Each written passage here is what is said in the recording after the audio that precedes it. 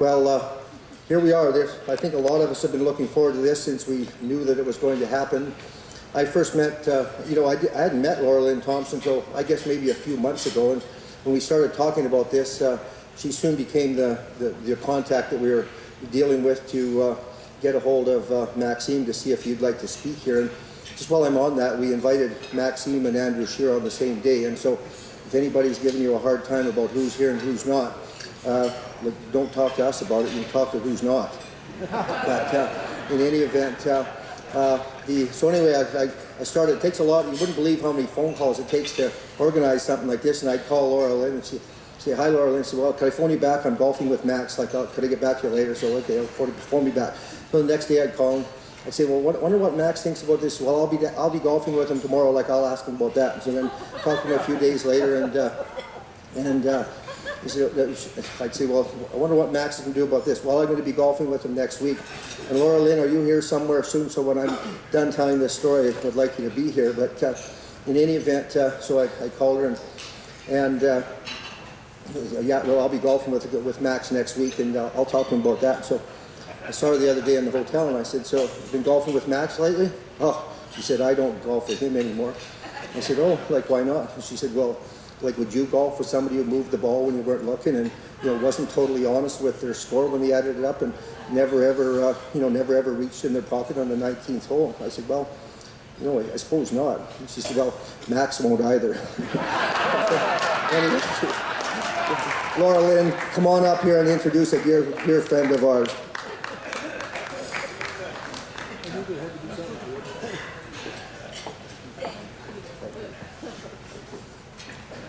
I think he was totally dissing me. Do you know what? I wish I had that much time to golf with Max. We're wanting to shake Canada up, and Max doesn't have any time to golf, so I will tell you I've never played one round of golf with him, and it would be terrible because I can't golf. But I can tell you what I do want to share with you. I want to tell you in just 2 minutes flat. Catherine said, you only have 2 minutes. Catherine is Maxime's wife. And I looked at Maxime and he said, you have 5. So I told her, he's the boss. So we'll listen to him. I want to tell you why Maxime is the 5th most important man in my life. Oh, I forgot God. It's 6th. Okay, number 1 is God. Number 2 is my husband. Number 3 and 4 are my 2 boys. And then there's my father. I love my father. He's 84 and he's brilliant. And I love him dearly. But next to that is one of the most courageous, most full of integrity men that I know, and that is Maxime Bernier.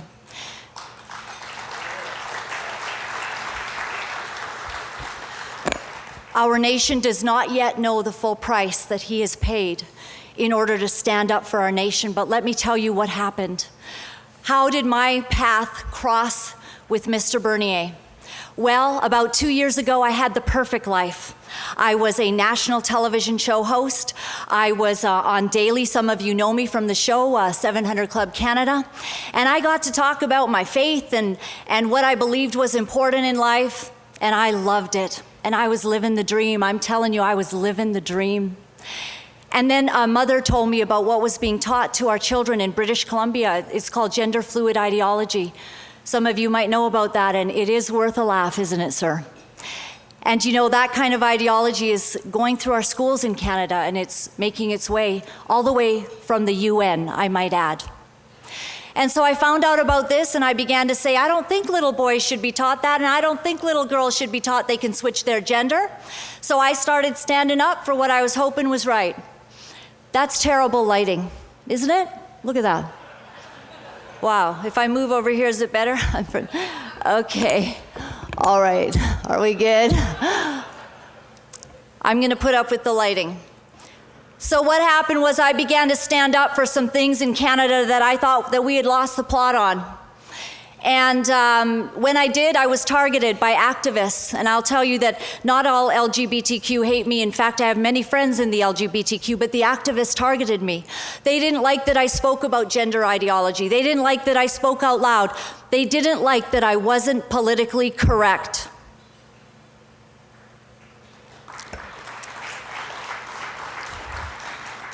And so I was targeted. They called the CRTC and requested that I was never put on the air. They called all the channels that I was on and said, never let that woman, she's a bigot, she's a homophobe, she's a transphobe. If any of you have ever stood up for anything right, you've been called those names too. Woo! Good for you. If you haven't been called names, step into the fire. It's super fun. So when I stood up for that, I was targeted, and I eventually lost my national job because it just became too much for them to be handling all of this that was going on. And they were very good to me as I left out the door, but no one was prepared for what was going on in our nation, that it was turning upside down. Have you noticed that we've lost the plot on common sense? Have you noticed that everything that should be right is now deemed wrong, and what is deemed wrong is now spoken of as being right? I got red-pilled, just like a guy last night. He came up to me, he was shaking. He said, I got red-pilled today. I said, I know, you'll be okay. You might have to start drinking more, but you will be okay. And I also told him something else. The People's Party of Canada knows exactly what we are facing. And so you see, I decided at that point, and I'm Catherine, I still have 3 minutes, okay? All right, and so I decided that because I'd lost my job, I'd been red-pilled, I saw what our nation was facing, I wanted to protect the children of our nation. What was I gonna do? I was gonna run for Parliament. I was gonna put my name forward to be a member of Parliament, and I was gonna stand for our nation, because I found out that there were other activists. You know what they're doing? They're going to Ottawa and they're lobbying people, and they're telling people that, hey, we're all gender fluid, and you gotta get on board and sign up for Bill C-16, and you gotta sign up for this and sign up for that. And I was like, well, I'm gonna be one of them. I'm gonna go and I'm gonna make policy. You know, it was like Legally Blonde goes to Parliament. And so I put my name forward with the only party that I had ever voted for my whole life, the Conservative Party of Canada. I was true blue, man. I put my name forward, and I was even told by Ed Fast, one of the members of Parliament, very well respected. He said, you know what, you're gonna be a star candidate. This is good, this looks good. You're a national broadcaster, you stand for what's right. It's good. But within a short period of time, I was rejected from the Conservative Party of Canada. Boo. And you know what? The reason is because they didn't want to have any trouble, you know, with some of those agendas that are going on. And they wanted to just have a smooth sail. But I found out it's too late for that. If we have a smooth sail, we are not going to take back our land. It's too late. We have to stand. So I was rejected by the CPC in one riding, and then I said, well, I'll try again. People begged me, you're the right kind of candidate, we're gonna fight for you. And they said, in Burnaby South, Jagmeet Singh is coming. The one who calls me a racist. I said, well, sir, at least I'm allowed in India.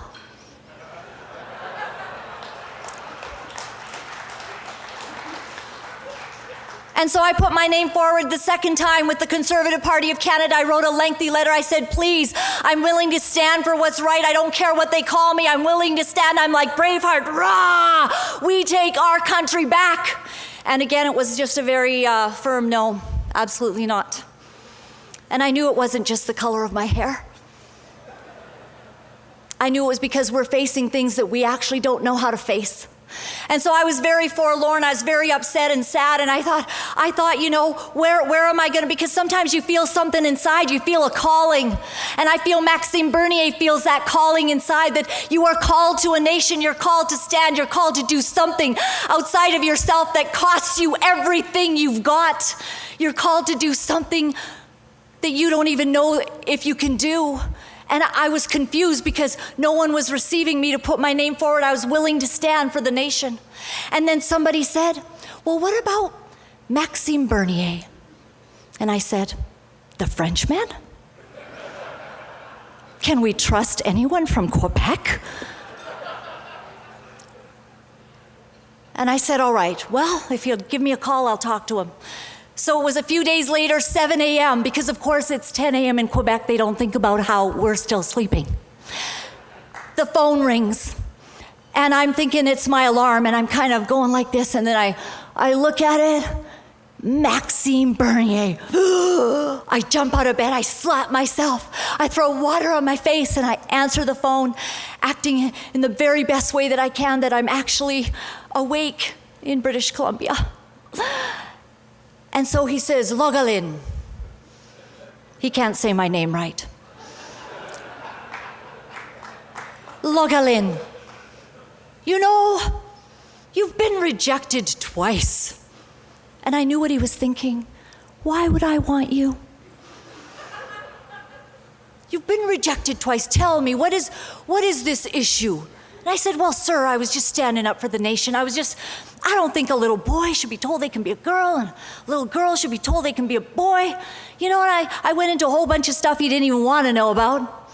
And he listened for a long time, like Maxime Bernier does. He listens. And he heard me. And at the end of that talk, he said, you know, Logalin, I can't promise you anything, because you are kind of blonde. But I will tell you, I'm going to have a look at your resume, and if that's the only thing you were rejected for, this is Canada. We have a charter of rights and freedoms, and we get to believe anything we want, because this is Canada. I found out that day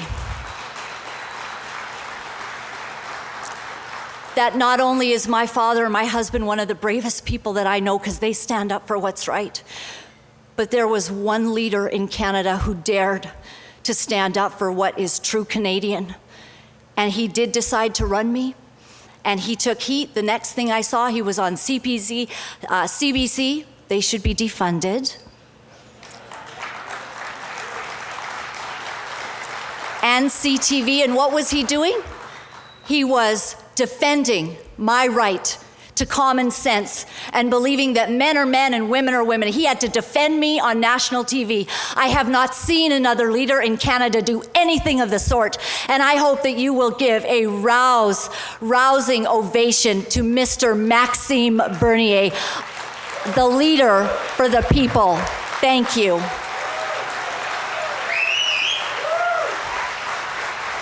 You're great. I love you. Thank you. Thank you, Logalin.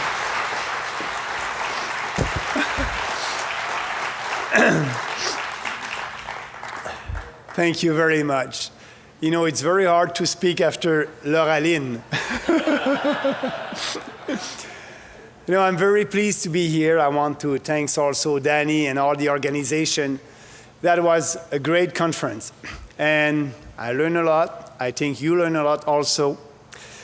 So I will deliver maybe a long speech. I'm not used to speak for 35 minutes or something like that. But it's so important that I want you to know all the challenges that we have in this country. But before, there are two nicknames that people have given me over the years, and you may know these two nicknames: Mad Max and the Albertan from Quebec. But it would seem very appropriate in a situation like this one today to merge them. I could become the Mad Albertan from Quebec. Like you, and that's serious, like you, I'm mad. I'm mad about the Liberals in Ottawa. I'm mad about what's happening with our politicians. And I'm mad about the Liberal arrogance, about their policies that are dividing us. And like you, I feel your frustration, and I'm mad. Many of the speakers since yesterday have identified specific problems that afflict our country and that explain the rise of separatist sentiment here in Western Canada. But before I address the political challenge of fixing Canada, which is the title of my presentation today, let me give you my big picture perspective on why we are in this situation. A nation must be based on a sense of belonging, of participating in a common project, sharing the same values and interests. Canada has the second largest landmass in the world after Russia. We are not ethnically or linguistically homogeneous. We have very diverse regional cultures. And yet, our predecessor, the father of our Constitution, understood that despite our many differences, we had common values and interests that justify sticking together.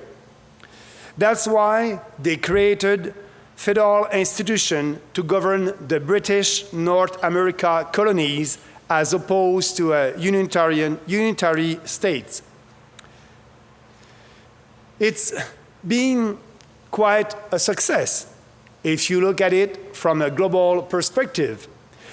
We have been for a century and a half one of the most peaceful, stable, and prosperous countries in the world. Yes, we must be proud of that. But that doesn't mean everything has been perfect. Otherwise, we would not be here today. And to me, the reason is obvious. It is because we did not respect our Constitution.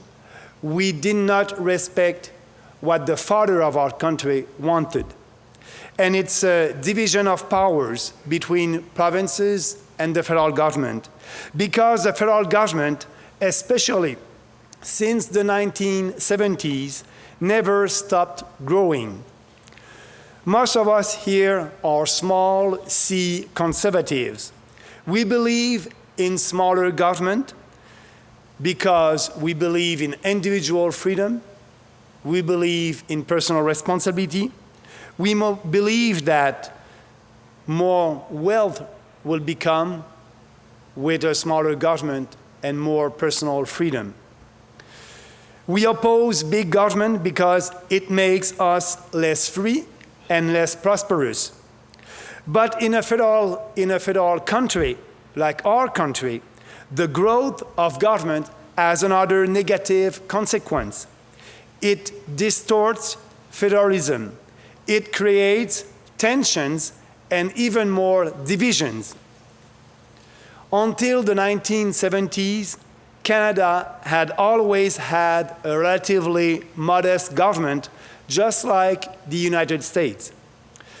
To distinguish Canada from the US, Canadian nationalists, and by that I mean mostly Trudeau liberals and the cultural and intellectual left, invented the myth of a social democratic Canada with its exclusive welfare states, its interventionist economic policies, and its cultural protectionism.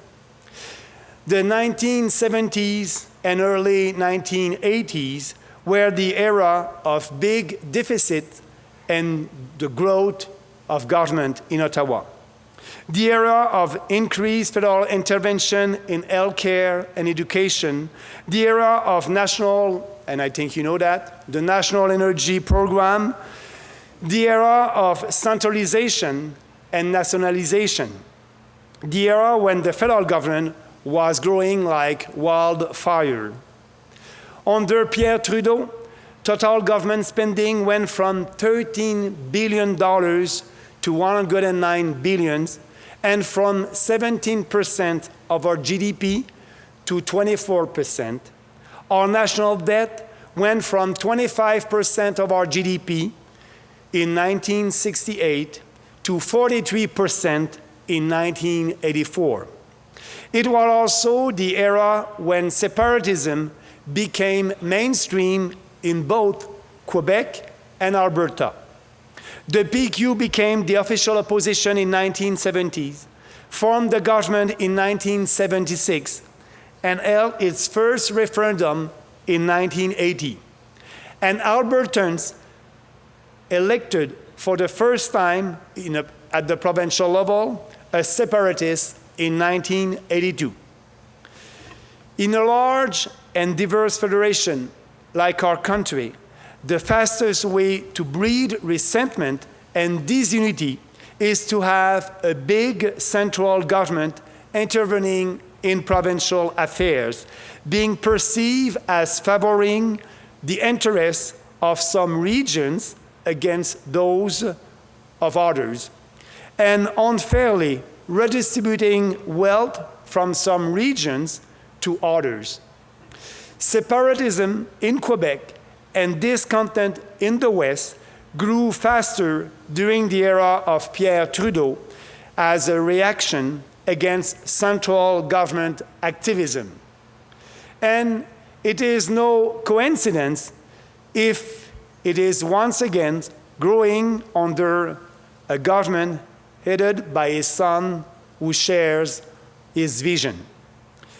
The current Trudeau government has added $70 billion to our national debt and plans to add $90 billion more in the next 4 years.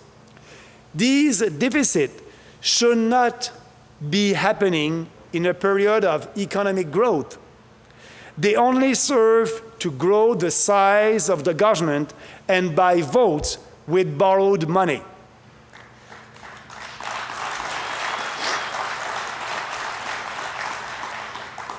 The Trudeau government is planning to once again use its so-called spending power to interfere and intervene in provincial jurisdiction with the creation of a national farmer care program, a national daycare program, and with more money to local infrastructures and housing, which are provincial responsibilities. It is continuing to redistribute money from richer to poorer provinces to the tune of $20 billion this year, with an equalization program that keeps growing despite the inequities it creates. In addition to imposing a carbon tax, Trudeau is doing everything it can to slow down the growth of the oil and gas industry and make the economic situation here in Alberta even worse. So, should the West copy Quebec? There is a big misunderstanding about Quebec's situation that needs to be cleared.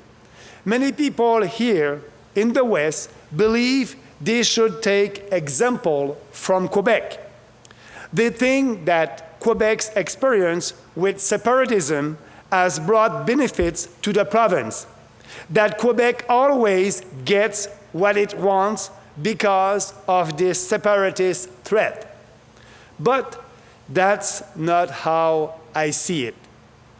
We have a constitution that leaves a lot of autonomy to provinces if we respected the division of powers presented by our Constitution. Canada would be a lot less centralized than it is today. And the federal government would be much smaller. However, between the two extreme options of separatism and centralized federation, the view of a decentralized federation with more autonomous provinces never became a reality, even though it is the one favored by a majority of Quebecers. Asking our partners in Ottawa and in other provinces that we cease to violate our Constitution should be the easiest position to defend, but it was always badly defended. For 50 years, successive Quebec governments have weakened it by constantly asking for special privileges. They demanded that Quebec be recognized as a distinct society, and that this distinction serve to interpret our Constitution.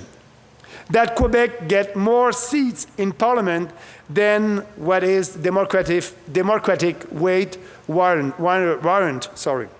That only Quebec get a veto on constitutional changes. And all these demands were made with a knife on throat. You better say yes, or else we will leave. Moreover, Quebec constitutional demands were coupled with demands for more money, for more transfer, more equalization payments to feed its big provincial government. This contradicted the wish for more autonomy, the wish for Quebec being independent. Quebec has remained financially dependent on the rest of the country. It is the case today. The current budget surplus of the Quebec government does not mean that the province has suddenly become rich. Quebecers are still poorer than Westerners and Ontarians. Quebec has one of the biggest and most interventionist governments in North America. One of the heaviest fiscal burdens, it still has a large accumulated debt. The moral authority that Quebec politicians could have mustered by asking for our Constitution to be respected was repeatedly compromised with these unrealistic demands. After two referendums that ended in defeat for separatist forces in Quebec, Quebec has no negotiation power anymore. Yes, a majority of Quebecers don't want to separate. Despite the rebirth of the Bloc Québécois, nobody in Quebec believes a referendum could be won anytime soon. And we are once again facing a centralizing government in Ottawa that wants to spend more and intervene more in provincial jurisdiction. There are many Canadians in every region of our country who share the vision of a society less dominated by a big government in Ottawa, or a society of a less centralized federation, especially here in West, here in Alberta. Quebecers who want more autonomy for Quebec should have allied with you, instead of making unrealistic demands on Ottawa and on the rest of the country. My recommendation is the same for Westerners. You must find allies in Quebec and elsewhere with people who believe in a smaller government in Ottawa if you want to bring about change at the federal level. Don't focus on the arrogant statements made by the Bloc Québécois leader. He only represents a minority, a tiny minority of Quebecers. In 2012, only 1% of Quebec's oil came from Western Canada, only 1%. Today, it's about 44%. The Quebec government supports Alberta in its Supreme Court challenge against Ottawa's carbon tax. Many people in Quebec and in the maritime provinces are not happy like you about being a poor province that depend on the equalization. They understand that it is a poverty trap.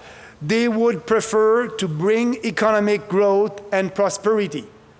Yes, equalization, it is a poverty trap. There's no incentive for other provinces like Quebec, like New Brunswick, to develop their own natural resources. Because if they develop their own natural resources, they will receive less equalization money. We need to change that. We created the People's Party to give a voice to these people across the country who want change and are willing to work together to bring it about.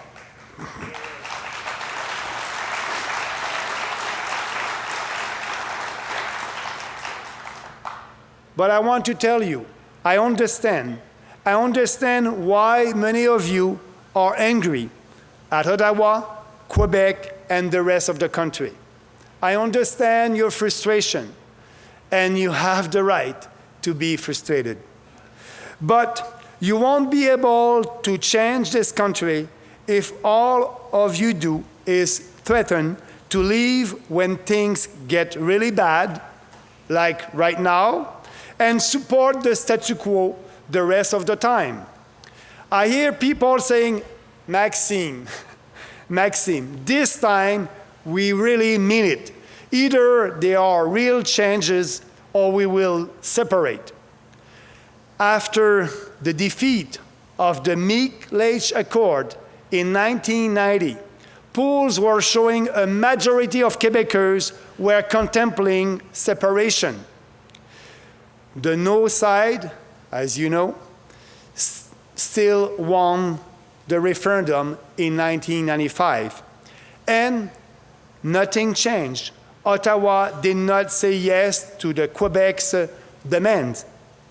You could spend several decades trying to organize a separatist movement. It is a huge undertaking. I know people in my own province in Quebec who spend most of their lives fighting for Quebec to become independent. Moreover, if your logic is, let's create a separatist movement like Quebec to exert pressures on Ottawa. Even though we don't really want to separate, you are not going to go very far. The threat has to be credible to work. A large minority of Quebecers don't feel Canadian at all. Jacques Parizeau really wanted to create a new country, not to reform Canada. But I have the impression that there are very few Westerners who don't feel Canadian, who don't really want to separate. The first choice is always to fix this country. And I like that.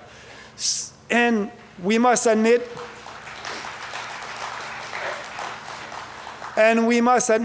such a weak threat will probably not increase the bargaining power of the West against Ottawa. If separatism failed to achieve much that was beneficial in Quebec, despite a more credible threat, imagine what it will accomplish here. What it will create, for sure, is a lot of division and resentment among Westerners. You will likely find yourself in a very negative political dynamic, one based on failed attempts to blackmail Ottawa, internal divisions, and resentments against the rest of the country, just like in Quebec. There are ways for Alberta to become more autonomous in some areas, like Quebec. Alberta could have its own police force, its own revenue agency, its own pension plans. I support this. Alberta could also have specific agreements on shared jurisdiction with Ottawa, like manpower training and selection of immigrants, like Quebec. The panel appointed by Premier Kenney will look at these proposals. The reason only Quebec got these special arrangements is not because of separatist blackmail. It's because other provinces were not interested and never asked for it. Quebec always defended provincial autonomy, and you can do the same.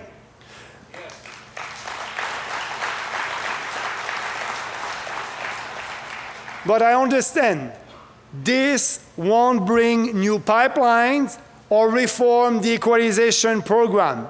I understand that.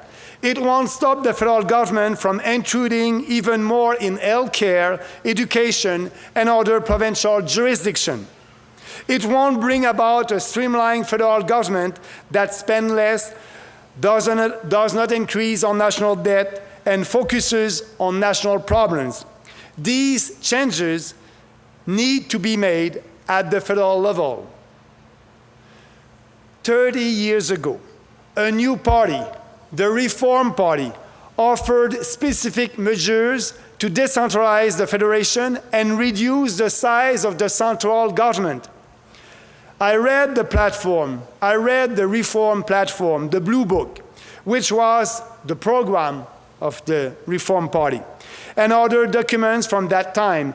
Many of these solutions are very similar to what I've been talking about during the last election and what the People's Party proposes in its platform.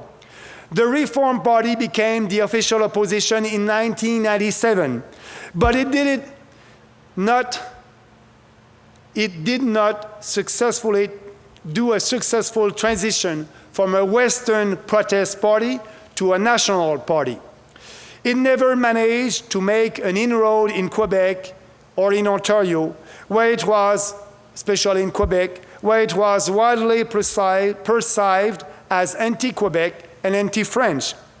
Many people were attracted to its policies in Ontario and in Atlantic Canada, but didn't vote for the reform because they saw the Reform Party as a regional Western party. And I must admit, I have great respect and admiration for what Mr. Manning has done. Yes, but unfortunately, he never became fluent in French and could not speak directly to Quebecers to counter this negative perception and explain how reform policies could be advantageous to Quebec. This is unfortunate because I think reform could have had a chance to grow even more and eventually form government if it had emphasized its small government principle and decentralizing policies in both official languages in a way that could appeal to conservatives in all regions of this country. However, even in the opposition, it was influential enough to push the Chrétien government to adopt major reforms / bureaucracy, to adopt major reform also to have a smaller government, get rid of the deficit, and start reducing the debt. I would say the Chrétien government was the most fiscal conservative government of the past half-century in Canada. Reform could have had a major influence on Canada's governance if it had remained a truly principled small c conservative and decentralist party, whether or not it formed government. The reform experiment proved that bold and consistent policies don't need to be watered down to appeal to a substantial portion of Canadian voters.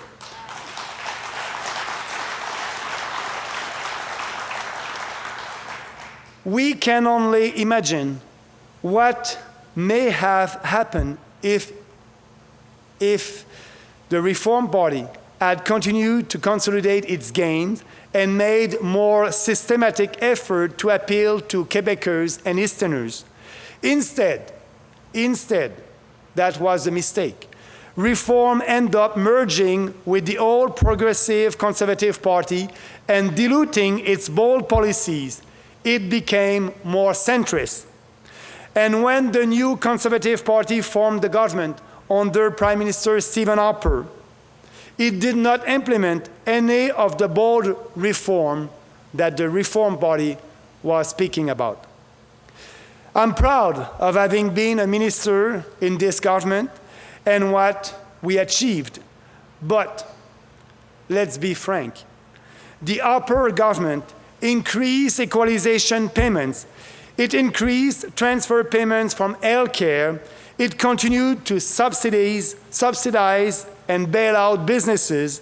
It did not curtail the size of the government in any meaningful way.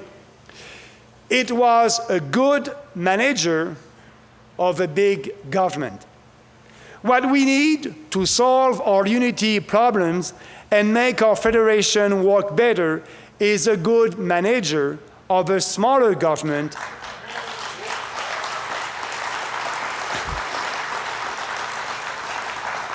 a smaller government, less intrusive in provincial jurisdiction, a smaller government in Ottawa that will respect our Constitution.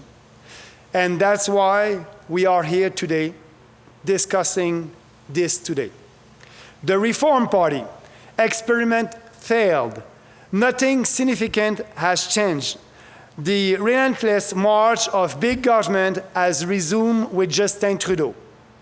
And we are faced with the same political challenges to fix Canada. So, what are your options now here in Western Canada? First is the Wexit option. I have explained why I believe it is not the right one. Westerners should not repeating the mistake Quebecers made. Then there is the option of the centrist, pragmatic, conservative party under Andrew Scheer or another leader, when another leader that maybe will even be weaker. Westerners massively supported this party last month. It got them nowhere. Even if Andrew Scheer had won the election, not much would have changed. Scheer's only program was to buy votes. He was promising more money for health care and would not have ended federal intrusions in provincial jurisdiction. He would not have reformed the equalization formula. He would not have used the Constitution to approve pipelines. He would have adopted some kind of price on carbon and would have spent more money to fight climate change. He would have continued to spend almost as much as the Liberals and was planning deficits for many more years.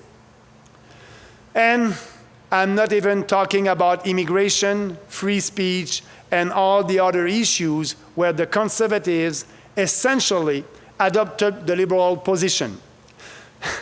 I know, the election campaign is over, but it was important to repeat it once again.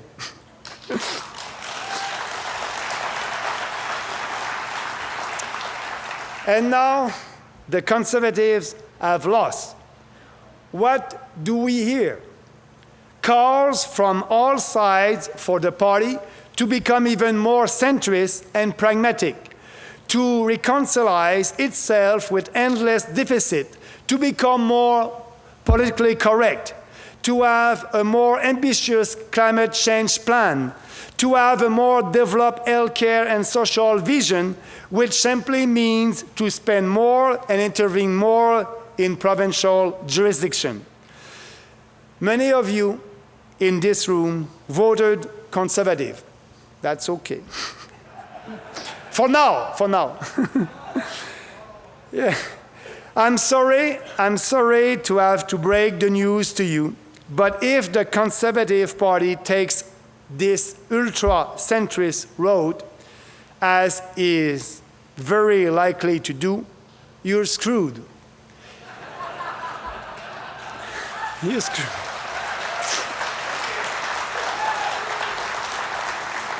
And even if they get elected next time, they won't have any mandate for change. They will be hostage to all the interest groups whose support they will have bought with promises. Think the dairy cartel. They have no, and maybe they won't be even good managers of a bigger government. Now, it may be a little bit presumptuous of me to say this after last month's election. Yeah, the result was not so strong for us. But if you compare that with the Green Party, it took the Green 20 years and 6 elections to have 1.6% of the votes. We did that in 1 year. So not too bad.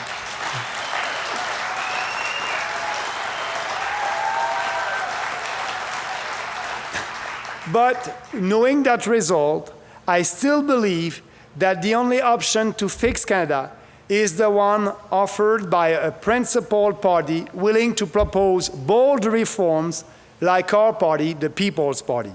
A national party that does not pit one region of the country against another, but rather sells these reforms as good for all Canadians. The People's Party offers you a way out of the bad policies that feed Western alienation. The People's Party would take away the reason to flirt with separation. It was, and we were, and the People's Party is the only party, and I'm the only leader, who was willing to use the Constitution to approve pipelines.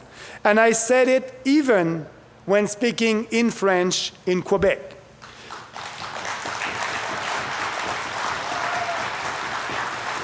And I'm the only leader who rejected the Paris Accord.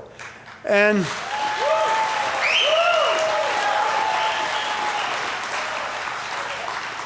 will not impose any tax or regulation. The only federal leader who would make equalization, listen to it, less generous and make it fair for every province.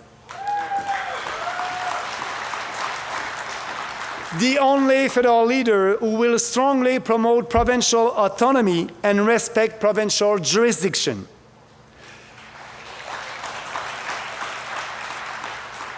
Canada is becoming an increasingly divided and dysfunctional country, and the re-election of the Liberals will make things even worse. The left has been pushing its radical ideas for decades, and guess what? What sounded radical decades ago is now the new orthodoxy. They came pushing for more. They never back down. They are always on the offensive. They adopt new programs that become untouchable. They promise the moon to everyone and pay for it with borrowed money. And then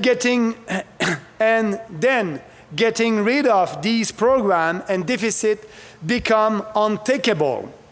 Instead of fighting this trend and offering a principled alternative, the conservatives move even more to the left.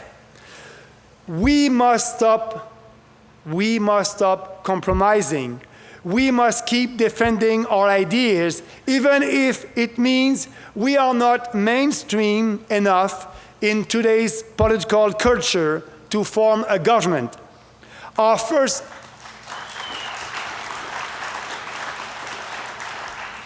first aim should be to be loyal to our ideas. And our first aim also should be to become an intransigent minority that's big enough to force everyone to debate its proposals.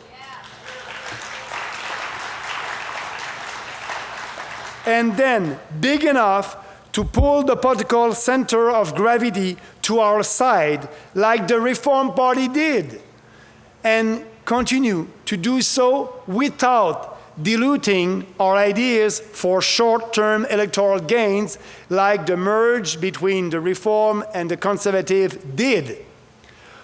Or else, another generation will still be discussing the same problems another 25 years from now. That's the political challenge we have to fix our country. That's the choice. That's our choice. Thank you. Thank you. Thank you.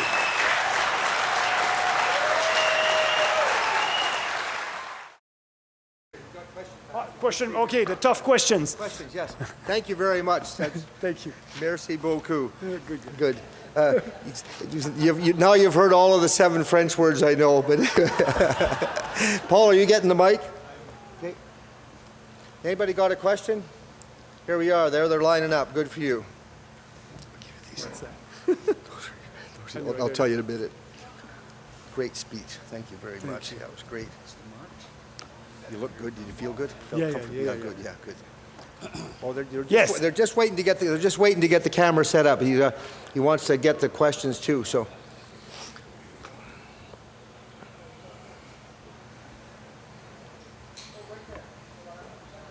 Just while they're setting up the camera, I'm going to tell Max we got him a little gift for him and Catherine that they might take home, that if they've got any friends from Quebec that they might like to trigger some night. We got him a nice pair of socks and it says, if you can read this, send our $600 billion back. I think you can wear them at the cottage. Okay, good. We're good to go. Okay, first question. Go ahead, sir. Thank you, Danny. You're welcome, yes. Mr. Bernier, it's great to see you here in Alberta, and you being here tonight speaks louder than any words that can be spoken. So thank you for coming and showing that in physically you are here and you care about Albertans. Now, And the country. And the country, yes. Now I want to make some difficult questions for you. You better ask them quick because we don't have a lot of time. First question is, Yeah. when I phoned your headquarters during the federal election campaign, Yeah. after hours, but it was still the only language that was answered when the recording was in French. Oh. So first of all, yes, you're right. We did. That was in the beginning, and we did change that. If you call right now, you have not an answering machine. You have a person that will answer to your question in English and in French. Okay, and one second question really quickly. What are you doing to ensure your new party is not infiltrated by our enemies in this early stages? And even during your choosing of candidates, you wanted to fill every riding. I understand that. But what have you done? What has your staff done to ensure that your party is not becoming infiltrated, which they do, by our enemies? First of all, they won't, because all people who support us, and if they want to be on the executive of a riding association, they must pledge and they must sign a pledge that they believe in the values of our party, the 4 principles: individual freedom, personal responsibility, respect, and fairness. And that platform, it's based on all these principles. But there's no compromise with that platform. I don't want to waste my time. I'm in politics for the last 13 years, and what the platform of the People's Party is the platform that we put forward when I was running for the leadership of the Conservative Party of Canada 3 years ago. It's based on real conservative value. It's based on the reform platform. That platform won't change. It is the platform, the foundation of our party, and everybody that will come, they must approve that platform. Thank you. Next question, Terry. Thank you. Name's Terry Elko. I'm from Lloydminster. Mr. Bernier, I heard yesterday people talked about term limits for elected politicians. What's your thoughts on elected terms, or on term limits for bureaucrats? I like the question because, when I was in government, I'll try to be short, there's 2 kinds of ministers. And I want to tell you an anecdote about that, and I will answer your questions. I was industry minister, and after that I had a promotion to be foreign affairs minister. I had a good relationship with Ted Rogers, and now he's not with us anymore. But we did a big deregulation in telecom, more free markets, more freedom. And after that, I went to Foreign Affairs. And I received a call from Ted Rogers, maybe a week after being the Foreign Affairs Minister. And Ted Rogers called me, and he said, Maxime, I'm hearing very bad things about you in Toronto, in boardrooms in Toronto. I said, what do you mean? I said, your former deputy minister, the civil servant, your former deputy minister, were saying to everybody that he's very pleased that Maxime Bernier is not the industry minister anymore because you are not listening to him. I said, oh, he's saying that? I said, Ted, yes, that's a compliment. That's true. I was not listening to him. I was doing what is right for this country, more freedom and less government and less bureaucrats. That's why he's mad at me. But there's 2 kinds of ministers in Ottawa. The one that will control the department, and other one that will just say yes to their deputy minister. So yes, it will be good to have a term limit for deputy minister, but the best will be to have real politicians that fight for what they believe and fight against their own bureaucracy. Thank you. Thank you, Maxime. Next question. Timon Piper from Red Deer. I met you yesterday, Mr. Bernier, and I'm grateful for your availability. I think in the West here we're confused of how to vote, and I admit that I had voted strategically, and I didn't vote from my heart.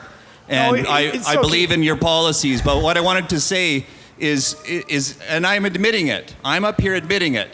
So what I'm trying to say is, you're saying you have all these reform policies.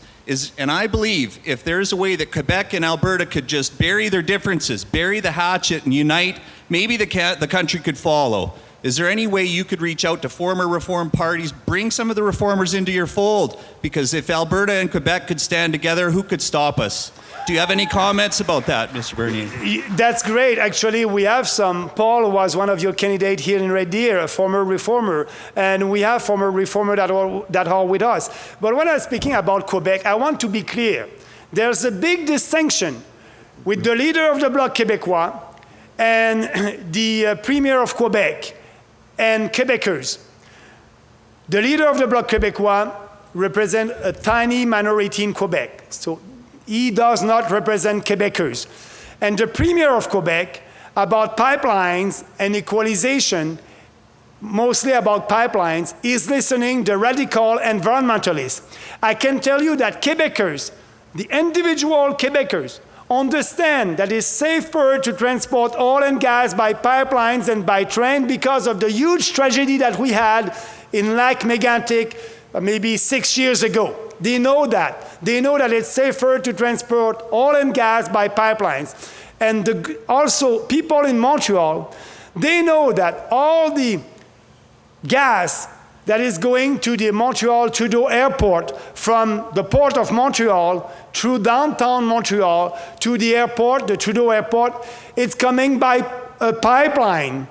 So it's supposed to be dangerous. In the center of Montreal, by a pipeline. They understand that. You just have to explain that to Quebecers. But it's only the politicians at the provincial level that don't understand that. So yes, you're right. We can unite us, people from Alberta and people from Quebec, for the good of this country. Thank you very much. Quick question. We're really getting tight for time. Hi, I'm Kim Sinnott from Red Deer, Alberta. There's a lot of businesses and banks that are moving their money offshore. I was wondering your thoughts and comments on that. But actually, I spoke about the Quebec, the experience with separation and the independence.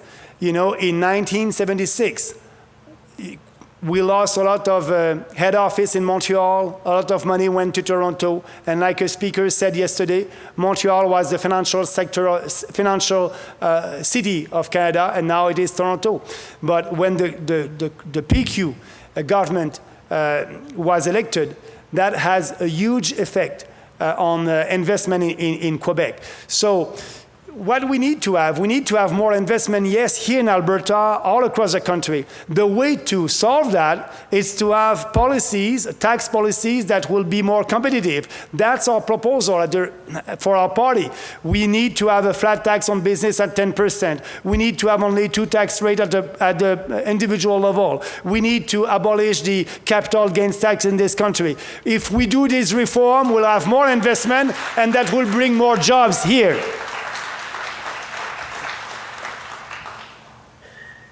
Gordon Miller from Ottawa. Mr. Bernier, thank you for being here. I tend to speculate about what would happen if the West, say Alberta, actually did achieve independence. Have you given any thought to what we might do with the rest of Canada in trying to pull things together? Tough question. I don't mean to put you on the spot, sir. Thank you. No, it's okay. First of all, it won't happen in a couple of months from now. You know, Quebec, they spoke about the independence for more than 50 years. And Quebec is not an independent country, and I'm very pleased with that. That's good for the country. But if that happened, that will be very difficult for our country. That will be very difficult. I don't think that this country will exist anymore. So that's why I'm saying to your provincial government, I'm saying to Premier Kenney, do everything that you can do, like Quebec. Quebec was able to have all these agreements with Ottawa because it's under the provincial jurisdiction and because Quebec always defended its own autonomy on provincial jurisdiction. That's not because we had a separatist government or because we had a referendum. That's not the case. The case is that every Quebec government was always looking for more power in Quebec in the federation. And I hope that Jason Kenney will do that. I hope that he will take everything. I hope that you have a caisse de dépôt. I hope that you'll be able to control your immigration like Quebec. I hope that you'll have a new pension plan, one here in Alberta. So you can do this reform, do it. And after that, for the pipelines and the equalization, we will always fight for that. Thank you. Okay. One last question, please be quick, Milan. Okay, my question is how exactly we would change the opinion of the vampire who is for 115 years sucking our blood and not knowing that that blood is not good for him, make him lazy and fat. And the problem is not only the vampire himself who is basically imbecile in charge. Milan, I didn't hear you say, we didn't hear the first part of that question. Start, please. Oh. The what? Oh, the How vampire. exactly we would change opinion of the vampire who is sucking our blood for 115 years I think he's talking about the vampire. and is accustomed to suck the blood of the West? Sucking the blood out of the West. How one would explain to him, brainwreck he is, that his blood is not actually good for him? It makes him fat, complacent, and immensely lazy. I'll explain it to you later. The problem is not only with the elected people, the government people, people of Quebec. It's the entire East, the conglomerate of fools, the whores who would sell their own mother for a bowl of porridge. How do we change that? Fair enough. So basically you're saying, how do we get the East to sort of stop voting for their self-interest and vote for the interests of Canada? Is that Well, correct? he's saying that they're buying their votes very cheap. Okay. How do you stop it? Yes, first of all, it's too bad, like I said in my speech, that the reform merged with the progressive conservative. You had the solution over there. The reform must have been a real national party because what I'm speaking about, smaller government, more freedom, it can be and it is popular in other regions of this country. So we have to be out there like the left. The left are always speaking about more government and more interventionists, and they don't respect the Constitution. We must speak what about we believe with passion, with conviction, and we'll be able to convince other people all across the country. The reform was almost successful. We just need to do the same, and we are doing the same. I believe in this country and believe in Canadians, and we are doing a kind of education. That's right. But no compromise with our ideas, and just explain that to Canadians. Danny, can we just ask people if they want to let a few more questions go or whether they need their break? No, we need our, no, I think we better go. We're right on. Sure, he'll be in the room. If those who need a break can. Thank you. Let's give him a warm round of applause. Thank you. Thank you. You look good up here.